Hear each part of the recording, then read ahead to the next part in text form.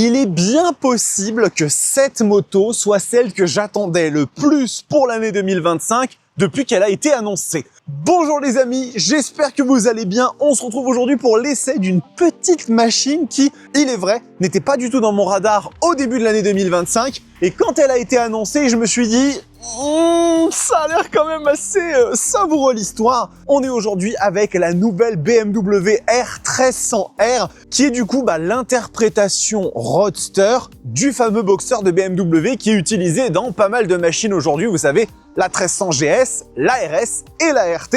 Et donc, ils ont voulu faire une espèce comme ça de petite machine décarénée qui n'est vraiment pas pour me déplaire sur les caractéristiques. Ce truc a l'air d'être un tracteur du futur. Donc, j'ai hâte de vous en parler. Bien évidemment, on remercie BMW France de m'avoir prêté la machine. Ils ont été très gentils. Vous faites un petit tour du côté du site de BMW et vous allez voir qu'il y a plein de machines. C'est un petit peu complexe pour choisir puisque il y a de tout. Vous avez du roadster, de la routière, du trail, de l'hyper sportif de 218 chevaux. BMW savent vous accueillir, qu'il s'agisse du site ou d'une concession. Donc allez y faire un tour, tester une petite moto et à mon avis, vous allez vous régaler, il n'y a pas de problème. Alors, rapidement, on fait rapidement les présentations.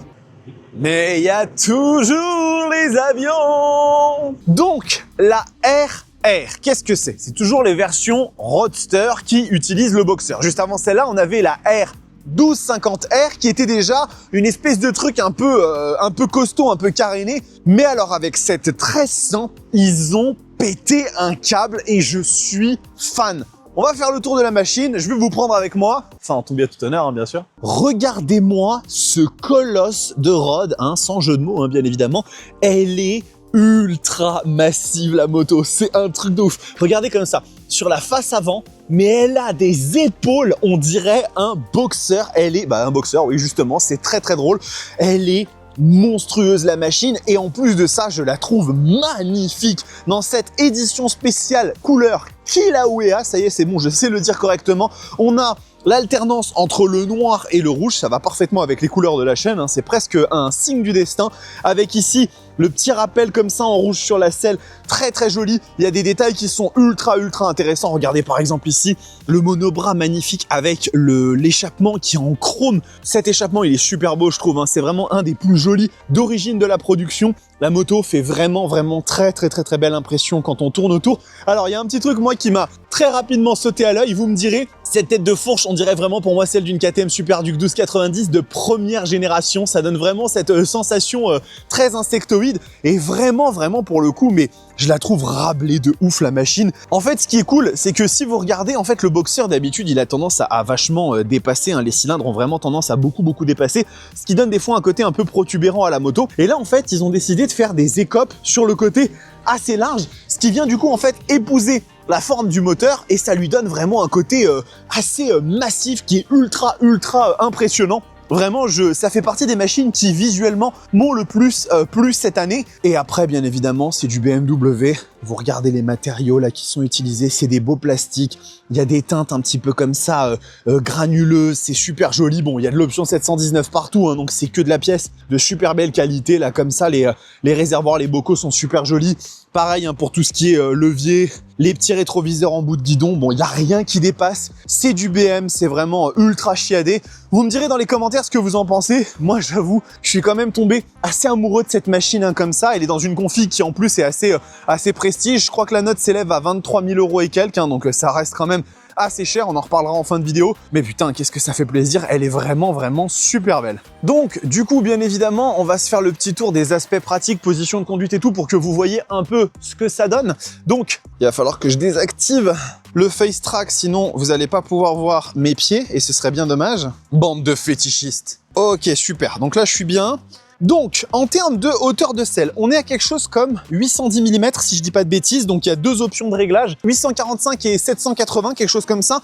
Là, actuellement, dans la position comme ça, j'ai mes pieds qui sont complètement à plat au sol avec un bon niveau de pliure. Je fais 1m89. Donc, pour vous donner un ordre d'idée, je pense que jusqu'à 1m70 et surtout avec les options de selle rabaissées, ça devrait vraiment pas poser de soucis. C'est un truc que BMW font très très bien, de donner des options d'accessibilité à leur machine, et ils l'ont toujours fait sur quasiment toutes leurs motos à ma connaissance, donc ça va pas changer. La moto est vraiment super agréable. La selle, elle est confort, elle est plus confort que n'importe quel hyper roadster à mon sens. Peut-être la ZH2, mais encore ça se discute. On est vraiment très bien assis. En termes de position, bah c'est un tout petit peu vers l'avant, mais roadster, hein, pas sportif ou quoi que ce soit. Donc on est bien installé, il n'y a pas de pression quelle qu'elle soit. Et puis au niveau de la pliure des genoux, c'est pareil, c'est pas dérangeant.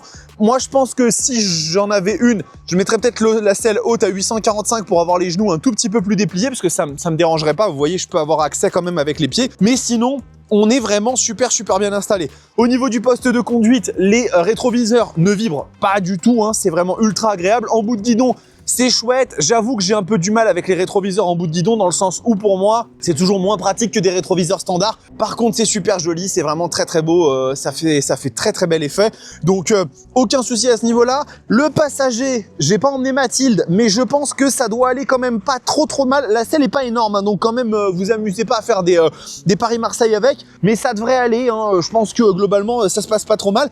Et puis après, en termes de chauffe, parce que c'est une machine qui est Euro 5+, donc vous savez que maintenant c'est au cœur de mes débats à moi, j'ai pas trouvé que la machine chauffait tant que ça.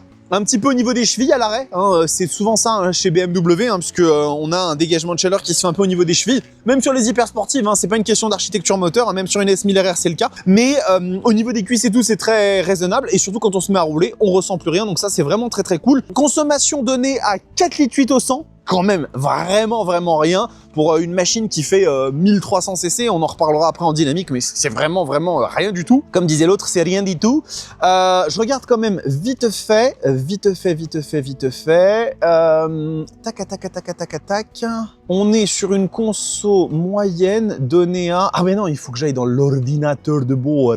Donc, sur le Trip 1, on est sur une conso moyenne de 5,3 litres, sachant que la machine, elle a 1639 km. Donc, elle est vraiment toute neuve.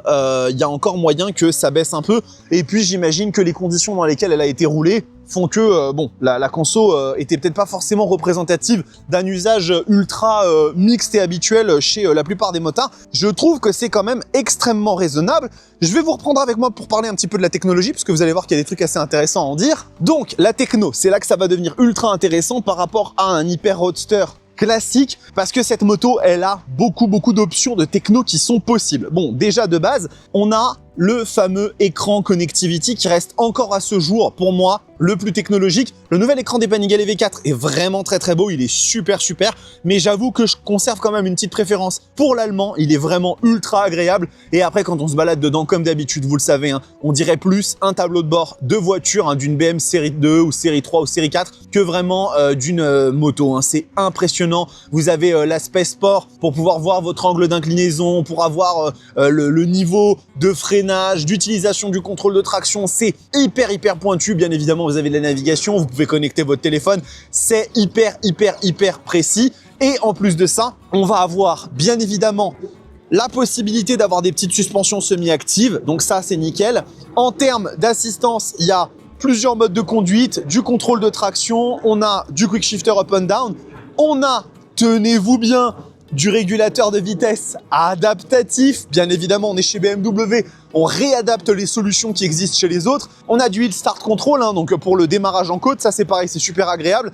Le petit truc que tout le monde devrait avoir, tous les constructeurs devraient avoir, et il y en a beaucoup qui ne le font pas. Enfin, il n'y a que BMW, le bouton SOS. Donc ça, c'est un truc, si vous appuyez là-dessus, ça vous géolocalise et ça permet de venir vous chercher en cas de pépin. Donc ça, c'est vraiment ultra important pour la sécurité des motards. Vous pouvez même activer une fonction qui fait que si vous tombez de la moto, si au bout d'un certain moment, vous n'appuyez pas sur le bouton pour lui dire que tout va bien, elle va d'elle-même appeler l'assistance. Donc ça, c'est un truc qui est vraiment hyper important pour les motards, pour la sécurité. Et BMW l'ont toujours fait, donc ça, c'est un énorme coup de chapeau à eux, on va dire. Je leur tire mon chapeau, on va dire comme ça. Et puis, pour terminer, il y a un truc alors qu'ils n'ont pas mis sur cette version parce que je pense que peut-être que là, ils se disaient que la clientèle ou les personnes qui vont essayer seront pas intéressées, mais sur la R1300R, vous pouvez avoir l'ASA. Donc le passage de vitesse automatique, hein, la boîte de vitesse automatique de BMW. J'aurais bien aimé pouvoir le tester parce que je pense que si moi je prenais une R1300R, vous allez peut-être comprendre pourquoi j'arrête pas de dire ça à la fin de la vidéo, mais je pense que je prendrais l'ASA. Je pense que je prendrais l'ASA parce que j'aime bien cette idée d'avoir un roadster monstrueux avec vraiment un couple mais qui est gigantesque, vous n'êtes pas prêts les amis, et d'avoir en fait le passage de vitesse automatique qu'on peut quand même faire manuellement, hein, puisque vous le savez sur l'Asa, on peut avoir quand même le shifter au pied, juste il n'y a plus d'embrayage, mais sur celle-ci, ils l'ont pas mis, donc on va la conduire en mode manuel. Toujours est-il que la moto, en termes de technologie, n'a rien à envier aux Hyper Roadster les plus poussés de la production, peut-être un peu moins d'assistance du côté indépendant, glisse avant, glisse arrière, vous voyez un peu ce dont je veux parler, mais pour l'usage quotidien, je trouve que c'est vraiment l'une des plus complètes, si ce n'est la plus complète. Maintenant, petit plan comme ça, très rapide, on va prendre la machine, on va monter dessus, je vais vous emmener en dynamique et vous allez voir, on va bien s'amuser avec cette moto parce que c'est une véritable catapulte. Allez les amis, on va voir un petit peu ce que cette R1300R a dans le ventre en dynamique, mais bon... Je préfère vous le dire tout de suite, vous spoiler un peu, ça va cogner. Bon, du coup, parlons peu, parlons bien. Qu'est-ce qu'il y a à l'intérieur de cette moto? Rien d'extrêmement surprenant, hein, puisque j'ai déjà testé 2 machines avec le même moteur. Il s'agit du Boxer, hein, le bicylindre à plat hein, de chez BMW qui existe maintenant depuis plus de 100 ans. Et donc sur cette version, on est sur le 1300cc, la version la plus aboutie jusqu'à aujourd'hui de ce Boxer. Et ce qu'on va retrouver en fait dans cette machine en termes de caractéristiques, c'est la même chose que sur la GS et sur la RT, mais je saurais pas vous dire pourquoi sur cette moto, sur cette version là, ça fait presque peur parce qu'on est à 145 chevaux. Donc 145 chevaux, voilà, c'est une des valeurs de Roadster, on va dire très costaud, type GSX-S 1000, mais on n'est pas dans la valeur des Hyper Roadster. Par contre, en termes de couple, on est à 149 Nm. Et en fait, je sais pas si vous voyez combien ça fait 149 Nm l'Armina, mais c'est beaucoup. C'est beaucoup, beaucoup, beaucoup. Cette moto est un tracteur. Et vraiment, vous allez voir un petit peu plus loin, quand je vais tourner la poignée, il se passe des trucs qui sont quand même assez étonnants sur cette machine. Salut à vous les amis motards. Oh là, petite Street Fighter, petite Z9, on se met bien aux Z650, je sais pas, mais en tout cas on se met très très bien. Regardez, hein. Oh. Oh, tout doux, ma belle, tout doux. Oh là là là là là là. Alors là, on est très bien. Alors là, on est très très bien. On s'en refait une petite, hein, pour le kiff. Seconde, 4000 tours minute. Wow, wow. Ok. Ça s'arrête pas. Oh, le coup de pied au cul, les amis. Le coup de pied au cul est monstrueux. La machine te met une latte dans le boule. Mais elle te met une latte dans le boule. T'es là, t'es tranquille, tu demandes rien à personne. Et là... Oh là là là là là là là. Oh, c'est jouissif. Oh oui. Oh oui, donnez-moi du Boxer tous les jours. Oh, c'est incroyable. Et là... Oh là là là là là là là là, il est d'une vigueur ce moteur.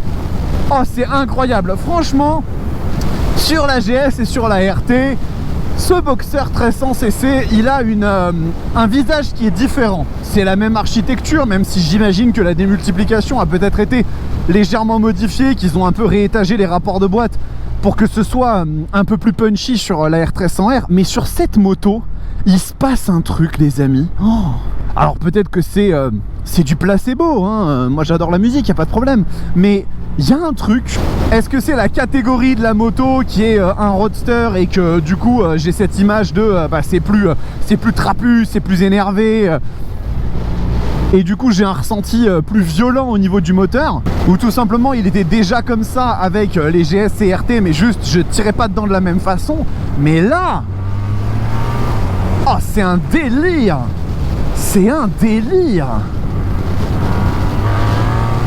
Oh là là, elle est costaud. Et alors c'est vrai qu'effectivement, par rapport à une ZH2 qui est délicieuse aussi au niveau du moteur et au niveau du couple. La façon comme c'est délivré, elle est beaucoup plus naturelle, elle est beaucoup plus organique parce que là-dessus, oh la petite Mustang, profitez, très jolie Mustang. Sur les ZH2, comme je disais, on a un compresseur, ce qui veut donc dire qu'on est obligé d'attendre. Au début, on est tributaire d'un 4 cylindres en ligne 1000 cc et arrivé à 5-6 000, le compresseur se réveille et là, la poussée est phénoménale.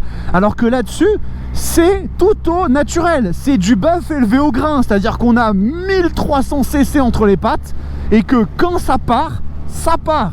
Et par rapport à une Hayabusa où bah la nature du 4 cylindres fait que c'est un tout petit peu plus haut et que du coup même si c'est extrêmement velu, on est sur quelque chose d'un peu plus linéaire. Là on est sur la philosophie KTM Super Duke, c'est-à-dire que vous êtes à 4000 tours, vous êtes à 3000 tours, vous tournez, ça s'énerve d'un coup, Ce qui est fantastique finalement, c'est que on a des suspensions semi-actives, poignées chauffantes, siège chauffant, régulateur de vitesse adaptatif, mais à 4000 tours minute quand tu tournes la poignée. Eh ben t'as une putain de catapulte. Wow, BMW, mais qu'est-ce que vous avez fait? C'est impressionnant. Franchement, oh la vigueur de ce moteur, je suis amoureux. Je suis littéralement amoureux de ce moteur. C'est incroyable. Dans cette configuration-là, en R1300R, le Boxer dans ce niveau de performance prend tout son sens. Waouh. Ah, alors juste un petit point, je viens d'y penser maintenant. Peut-être que le son du moteur ne sera soit pas capté, les amis, soit il sera peut-être un peu moins bon. J'avais pas mon micro habituel, donc j'ai utilisé une solution de rechange. On verra si ça fonctionne ou pas. Sinon, ce que je peux vous dire sur la sonorité du moteur, c'est que elle a rien de remarquable. C'est une sonorité de Boxer. Là, comme il y a les échappements chrome, ça change peut-être un tout petit peu la texture du son par rapport à l'origine, mais il n'y a rien de fondamentalement différent, sachez-le. Et du coup ici, on va profiter un peu d'arriver en ville, parce que quand on arrive en ville, les gens changent de trottoir, surtout en R1300R, pour voir un peu comment le moteur se comporte en urbain. Et il est vrai que le Boxer de la GS et de la RT montre quand même plutôt patte de velours. Quand on est en urbain, ça se passe très bien. La seule chose que je pense qui va faire un peu la différence par rapport à un 4 cylindres en ligne, c'est que si vous laissez le moteur mourir, mais même pas en fait, même pas du tout, hein. Alors on va juste tester de se mettre en troisième. Ouais, troisième ça commence à devenir compliqué.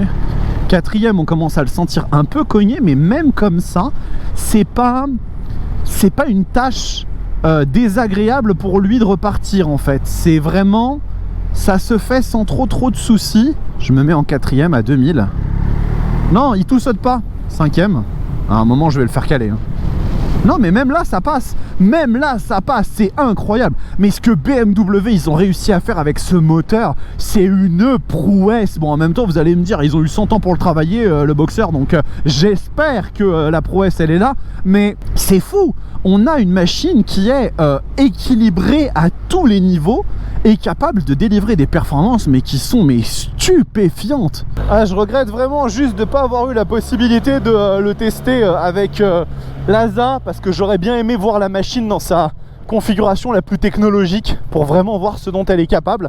Mais vraiment, waouh, c'est d'un équilibre ce moteur. Réussir à faire un truc qui est ultra vivable en ville mais ultra coupleux, avec vraiment une sensation de vous arracher les bras, le tout dans une archi bicylindre qui est quand même pas forcément la plus simple à équilibrer de ce point de vue là.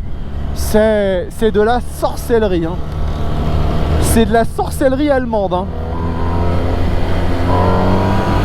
Oh là là, mais la réactivité.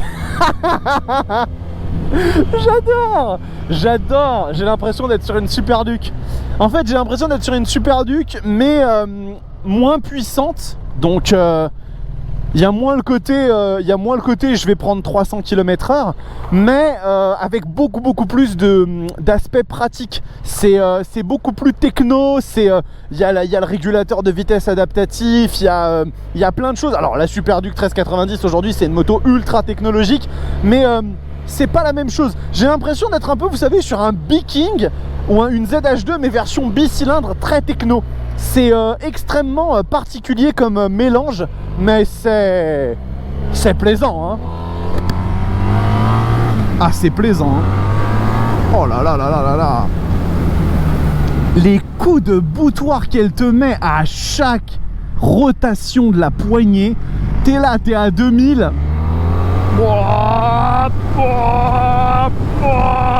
Et à chaque fois que t'égrènes un rapport, c'est bon. Oh là là là là là là, la violence c'est bon, bordel, la violence c'est bon. Oh là là. Venez pas me parler de moteurs qui prennent des milliards de tours minute et qui vont s'exprimer à 15 000. Donnez-moi du couple, bordel. Donnez-moi des motos où quand tu tournes la poignée, elle t'arrache la nuque. Salut à toi, ami motard. Oh, qu'est-ce que c'est fun. Qu'est-ce que c'est fun, cette R1300R, bordel. Oh, j'adore. J'adore. Ah, c'est... Ah, on est pas loin. On est pas loin de la petite larmichette, là, quand même, hein. On est pas loin de la larmichette. Oh là là, qu'est-ce que j'adore ce type de comportement moteur. C'est tellement ouf. Ah, c'est bon, hein. Oh là là. Ah, quand ça s'arrête, on veut que ça reprenne. Et bien évidemment, hein, tout ça c'est sans oublier, encore une fois je le redis parce que c'est important, que vous avez dans cette machine une tétrachier de technologie. C'est un truc de ouf. Genre là par exemple, j'active le régulateur de vitesse, je suis à 60. Regardez, je me mets à 75 pour l'exemple, 70, bon 75. La machine en fait, elle fixe celle qui est devant. Donc là, elle est à distance, elle reprend de la vitesse. Et dès que ça va freiner, je vais quand même garder la main sur le frein, on sait jamais. Mais regardez, la voiture, elle va ralentir un peu. Et en fait, je vais freiner. Et j'ai un régulateur de vitesse adaptatif dans un roadster qui n'a rien à envier en termes de couple au plus énervé des hyper roadsters de la production. C'est quand même complètement jobard. C'est jobard, les amis. Je suis... Et après, une fois qu'on a fini les civilités, on n'a plus rien à foutre. Oh, le Delbord. Oh, je suis amoureux de cette moto, les amis. Oh, c'est hallucinant. BMW, ça fait des bons tromblons, hein. Ah ça, ah là, les Allemands, on peut leur faire confiance pour faire du fusil à pompe à double canoncier. Il n'y a pas de dentelle, il n'y a pas de fioriture. L'élégance, on la laisse aux autres. Laissez les Italiens faire des machines raffinées. Nous, on va faire des trucs qui vous pètent à la gueule. J'adore. Vraiment très cool. Très cool. Bon, je pense que vous avez compris que je kiffe très fort ce moteur. Petit point rapide sur la techno, je voulais évoquer pendant le statique, mais les suspensions semi-actives se comportent très bien. Je l'évoquerai un petit peu après dans le dynamique châssis, mais ça marche très bien. L'utilisation de l'écran est super agréable. Vraiment, il reste lisible en toutes circonstances. La techno de cette moto est parmi les meilleures de la catégorie, sans aucun problème, de tous les roadsters. Elle est vraiment impressionnante et elle sert vraiment le pilote, je trouve, en fait, d'une façon peut-être plus marquée que pour un pilote lambda. Toutes les assistances ultra poussées qu'on peut avoir sur une Tuono, une Super Duke, une Street Fighter V4, qui sont indéniablement ultra avancées. Et pour le pilote qui va être sur circuit, ou vraiment le mec qui a une expérience de dingue, qui va vraiment être intéressé par le réglage très fin de toutes ces assistances, c'est super.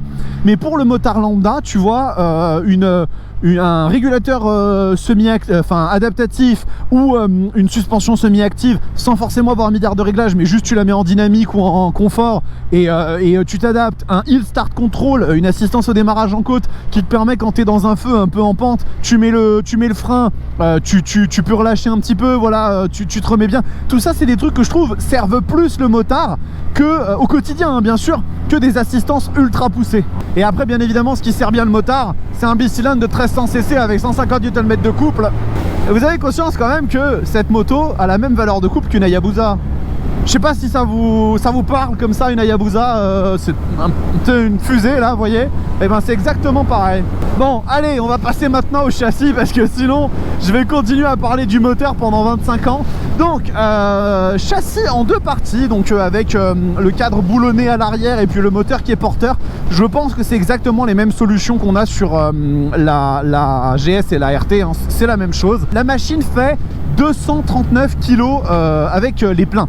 Donc c'est le poids d'une ZH2, ni plus ni moins. Donc c'est définitivement pas un roadster ultra léger, mais je trouve que par rapport à la ZH2, le centre de gravité étant nettement plus bas, hein, avec les cylindres qui sont très proches du sol, et ben du coup en fait la machine paraît plus légère. Dès qu'on commence à rouler un petit peu avec, on sent tout de suite que la moto elle est très facile à positionner, à emmener, donc c'est très cool. Et dès que on a envie de prendre un petit peu d'angle, les angles c'est un peuple, et ben ça se passe vraiment super bien. Donc on va bien évidemment rediscuter de tout ça un peu plus loin, hein, sur la partie où on commence à voir les tournants de la vallée de Chevreuse, mais on est sur une machine qui est très bien équilibrée en termes de poids, de dimension. Encore une fois, ce n'est pas la plus légère, vous n'allez pas forcément tailler des croupières à des hyper roadsters ultra affûtés sur circuit ou même sur route de montagne, mais on comprend très bien, hein, depuis le début de cet essai, que la philosophie de cette R1300R n'est pas celle-là. Là, on est sur un objectif de plaisir, de générosité, d'un très bon équilibre entre le côté justement moteur hyper violent, où tu tournes la poignée, tu t'arraches les bras, et aspect pratique très cool, enfin moins prononcé pardon, sur une S1000R, M1000R qui elles vont avoir un côté résolument plus sportif et plus incisif et efficace. Mais j'avoue que jusque là, ça va vous paraître fou ce que je vais vous dire, mais jusque là je préfère cette R1300R à la M1000R, vraiment, parce qu'on est sur une moto qui est plus humaine de par sa puissance. 145 chevaux, c'est très largement suffisant sur la route, ne serait-ce que pour se faire extrêmement plaisir.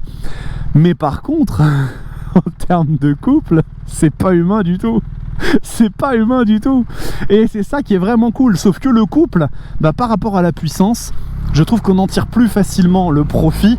Parce que bah voilà, vous sortez de ville, vous êtes là, vous êtes en seconde, vous êtes à 3000. Et là immédiatement vous avez des sensations. Et vous n'êtes pas obligé de vous mettre à 150 km/h et de perdre votre permis 6 fois pour kiffer les sensations qu'une moto comme ça va vous donner. Donc ça c'est vraiment ultra cool. Et donc du coup, pour revenir à ce que je disais, sur cette moto on a la même possibilité que les autres machines équipées du Boxster, de faire des configs sur le frein pour avoir en fait les freins, les gros freins BM là qui arrêtent la moto très bien. Et je pense que sur cette machine c'est la même histoire, c'est la même tambouille, hein. C'est la même tambouille, c'est terrifiant à quel point ça freine fort. C'est un peu plus dosable que ce que moi j'aime bien. Genre je préfère quand vraiment ça, tu touches et ça t'enterre, mais ouais, non, c'est très bien. C'est très bien, très puissant, très dosable, ça arrête exactement la moto comme il faut. Et j'admire BMW pour le choix de dire, mais nous en fait on va pas mettre du Brembo, du Tokiko affiché sur les étriers. Non, nous on va mettre des étriers marqués BMW. Alors peut-être qu'il y en a certains qui sont des étriers Brembo cachés ou quoi. Sur ceux-là de la R1300R et de la GS et de la RT, je pense que c'est définitivement pas le cas. Je pense que c'est vraiment des étriers BMW d'origine. Et ils sont là en mode, non mais nous, notre moto elle est quasiment full BM. Et on s'en fout, il n'y a pas de problème, tu vois, il n'y a pas de souci. Je trouve ça très couillu de leur part. Et c'est la marque aussi d'un constructeur en fait qui a vraiment confiance dans ses équipements et qui passe pas forcément par des arguments market pour dire ah bah voilà on a du Brembo Stylema, on a du Brembo iPure. Non, on a des étriers BMW Sport. Et quand il t'arrête, c'est terminé, il n'y a plus personne. Donc ça c'est vraiment très chouette. Donc comme je vous l'ai dit, on est sur une suspension standard, non pas un télélever comme on peut l'avoir sur d'autres machines. Là on est sur de la suspension fourche inversée standard avec quand même le DSA, hein, donc les suspensions semi-actives de dernière génération qui marchent très très bien. Et du coup, bah, on va arriver à des petites courbes, on va voir un petit peu ce que ça donne. Mais étonnamment, hein, je me fais pas trop de soucis. Donc voyons un peu voir là les toutes premières courbes, ce que ça donne. Qu'est-ce qui donne ce châssis?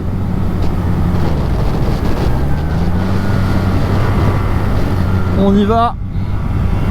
Ah ouais, franchement j'ai pas du tout l'impression d'être sur une moto de 240 kg hein.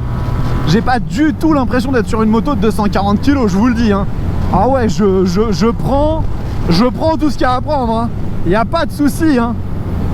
Y a pas de souci hein. Hop.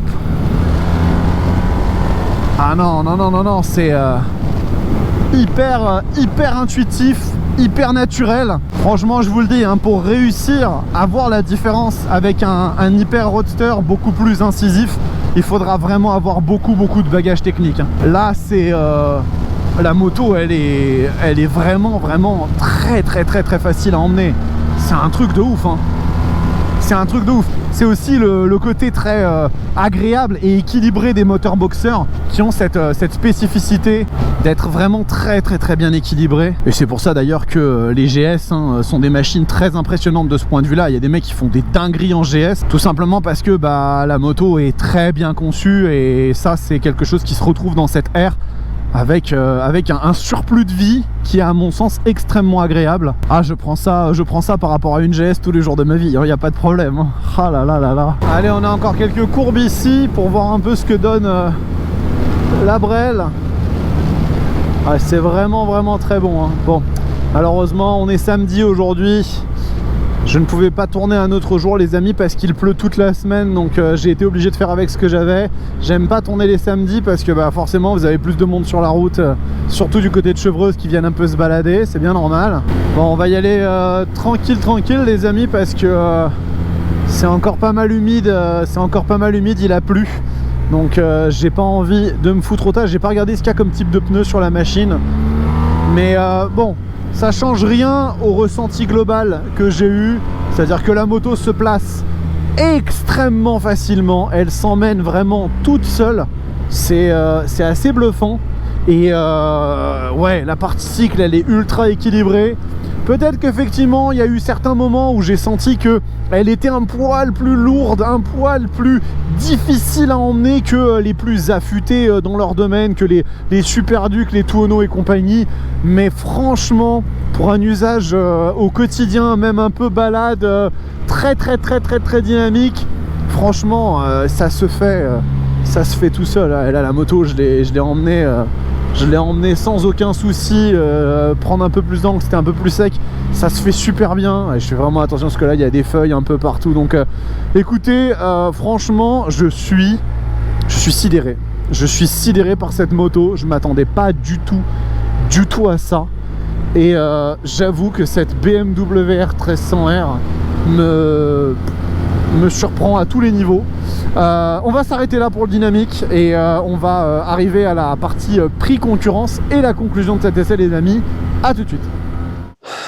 Vous savez ce qu'on dit sur les coups de cœur, ça s'explique pas. Bah écoutez, j'explique pas ce que j'ai vécu. Je suis amoureux de cette moto. Vraiment, cette R1300R, elle est tout ce que j'aime. Une machine avec énormément de couple à bas régime, avec une partie cycle ultra saine. J'ai pas besoin d'avoir le châssis le plus précis du monde parce que j'ai pas ce niveau de pilotage. Je retrouve absolument toutes les options pratiques qui me permettraient de kiffer la moto en me disant putain, j'ai un truc techno entre les mains et vraiment des trucs qui me servent et une gueule mais incroyable. Je suis sur un de mes plus gros coups de cœur de ces dernières années. Franchement, je vous le dis, j'ai adoré tester cette moto. Donc, pourquoi le bouton SOS il est allumé? En termes de prix, qu'est-ce que ça donne? On commence dans les 17 000 € environ. C'est 16 900, je crois, pour la version d'origine. Vous vous en doutez bien, chez BMW, on ne va pas aller en rester là. Hein. On va mettre des options. De base, la moto est quand même bien dotée. Déjà, vous avez le moteur, ce qui est déjà le plus important. Mais en dehors de ça, il y a quand même pas mal d'assistance. Après, bien évidemment, si vous commencez à mettre des packs d'options, la facture va exploser. Sur cette version-là que BMW France nous ont prêtée, on est à... Je vais vous donner la config exacte, comme ça je me ferai pas taper dessus, ok d'accord hein. Donc sur cette config, on est à 22 680 €, sachant qu'il y a dessus plusieurs choses. Vous avez la configuration option 719 qui est à 2200 €, donc sur cette config, vous avez notamment la couleur Kilauea, vous avez le collecteur en chrome, les rétroviseurs en bout de guidon, le silencieux design, les roues option 719, vous avez pas mal de trucs, et ensuite vous avez le pack confort, le pack innovation et le pack dynamique qui permettent d'avoir notamment les suspensions semi-actives, le shifter pro, etc., etc. Moi, la seule chose qui manque pour moi là-dessus, c'est l'ASA, pour avoir une config qui serait full techno, qui coûte 900 € de plus, donc on va quasiment chercher les 24 000 €, on est même à 23 500 sur la machine, c'est très cher, c'est le prix d'une M. Miller. Donc clairement, sur l'aspect euro-cheval, c'est même pas la peine de discuter. La M. Miller l'emporte, une Street Fighter V4 l'emporte, il n'y a pas de souci. Mais le package de la machine est tellement puissant en termes de techno et compagnie que je trouve pas ça forcément déconnant, et surtout vous avez ce moteur qui est exceptionnel les amis. Donc si je devais vous donner 3 concurrentes auxquelles j'ai absolument pas réfléchi, j'ai pas vraiment préparé l'essai, je voulais le vivre un peu en mode spontané.